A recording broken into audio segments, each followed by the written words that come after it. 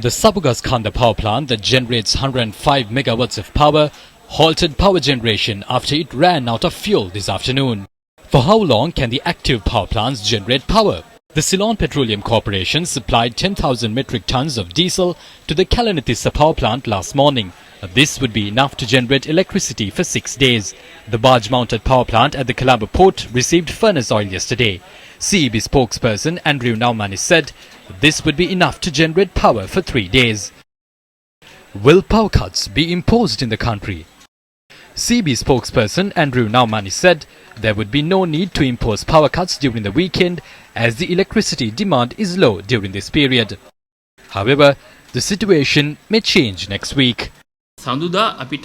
We might have an issue with supplying about 50 megawatts of the total power requirement on Monday. That wouldn't have a massive impact to the extent of having to impose power cuts. But the situation will change by Tuesday because we won't be able to supply 163 megawatts on that day. There will be an issue in meeting the full demand. They say we might receive furnace oil in March. But then again, we have a problem of foreign exchange to pay for the letters of credit.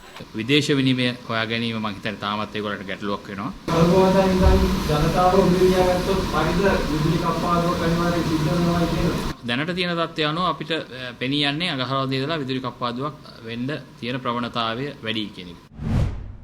What are the views of the Minister of Power? If the Kalanithissa power plant is reactivated by the 25th, we won't have to impose power cuts. That is why we have proposed to keep street lights on from 6:30 to 11 p.m. and to keep them switched off until morning.